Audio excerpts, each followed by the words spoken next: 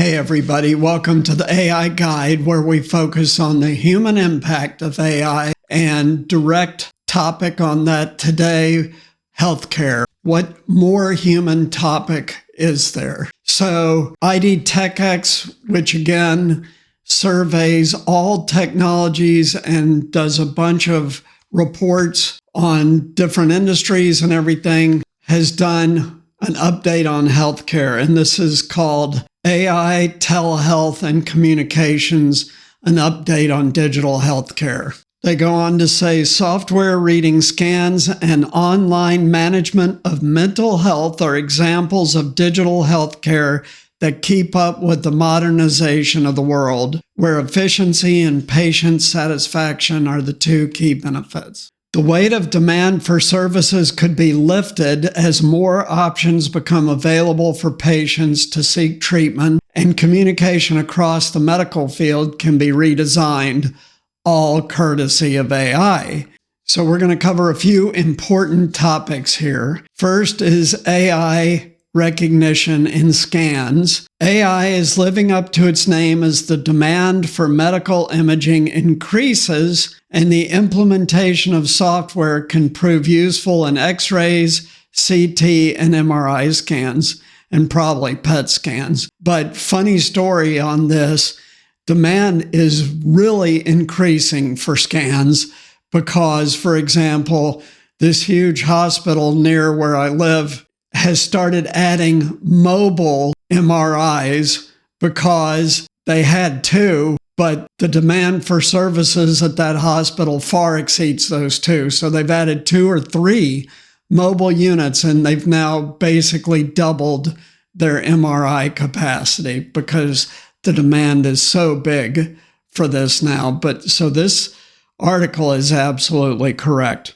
With radiologists struggling to keep up with so many scans piling up, AI's ability to learn, extract information, and recognize patterns couldn't come at a better time. So check this out.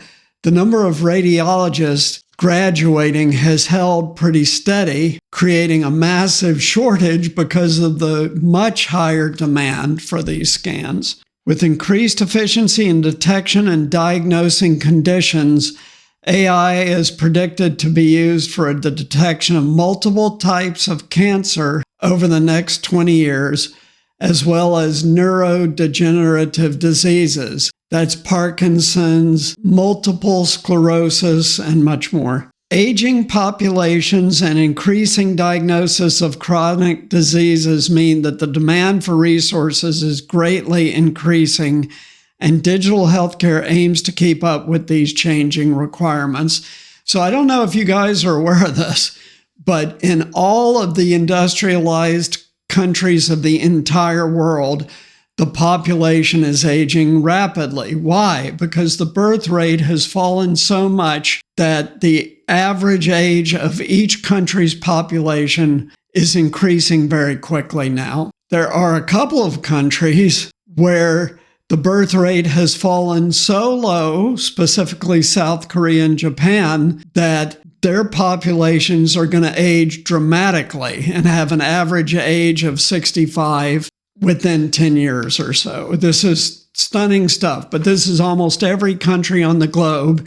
In fact, final point on this, virtually all population growth today is coming from only 2 countries in Africa. So the rest of the world has either stabilized or is in outright decline of population. The integration of AI has the potential to optimize resources by alleviating the burden on existing staff without the risk of decreasing quality care provided and keeping healthcare in touch with the modernization of the rest of society. So there is a huge shortage of nursing right now, people. So if you are looking for a decent paying job, that it will be one of the later ones to be automated. Nursing is a big one.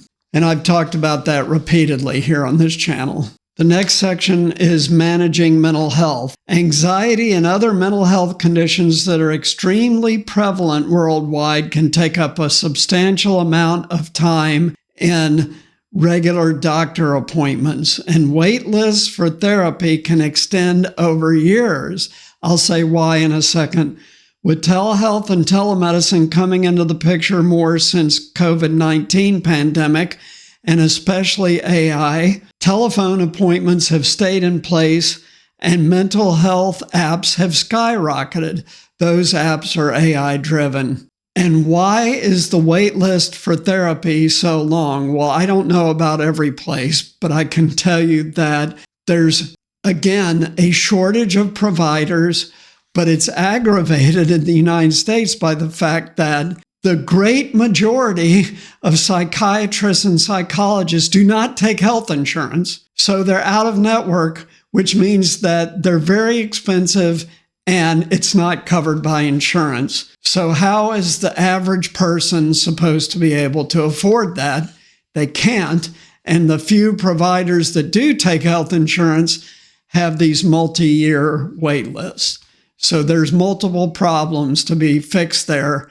But these AI-driven behavioral apps are one way to help with this situation. Helplines and cognitive behavioral therapy delivered through smartphones could be just as effective in providing treatments for patients in need of talking to someone, so people can be connected to professionals from their home or work in an automated way. Implementing mental health applications could allow people to become more involved in their health care and become active participants in their treatments. That's absolutely correct. The use of apps could also appeal to younger generations and mirror current modernizations and technological advancements in other industries worldwide. So AI is affecting everything. Of course, it's going to affect healthcare. Steady, ongoing management of mental health over a long period of time can prevent overwhelm and increase patients' happiness. Apps can also provide information about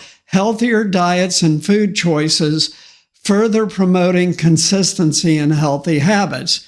So, good mental health is part of a system. And this is in numerous articles, but breaking it down for you quickly, therapy, diet, exercise, and meditation are the big 4 pillars of mental health. By the way, I'm not qualified to give medical advice. I'm simply repeating what is in many, many articles these days. Telehealth communication offers a new approach to punctuality and efficiency, where medics and other industry workers can hold meetings online or through VR, virtual reality. With the possibility of employing technology, medical education can also be redesigned, and clinical services could be provided without the need to travel back and forth. So I recently did a separate video on this, maybe a month ago.